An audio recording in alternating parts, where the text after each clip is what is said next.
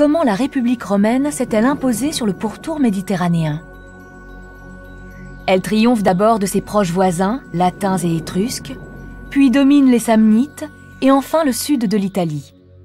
Cette conquête s'achève avec la prise de la cité grecque Tarente en 272 avant notre ère.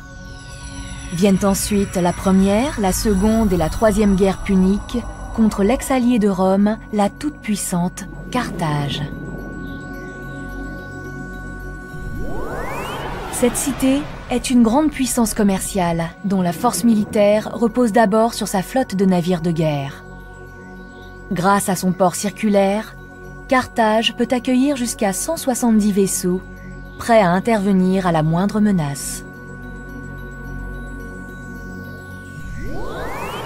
C'est au terme de ces 3 guerres, au cours desquelles victoires et défaites se succèdent des 2 côtés, que Rome finit par remporter la victoire définitive sur Carthage en 146 avant notre ère et annexe toutes ses possessions.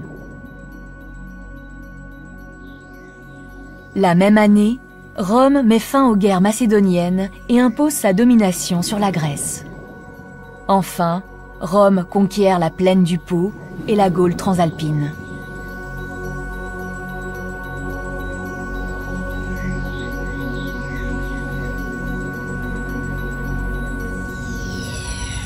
Ayant la main mise sur la Méditerranée, les Romains sont désormais les maîtres autour de cette mer qu'ils nomment Mare Nostrum, notre mer.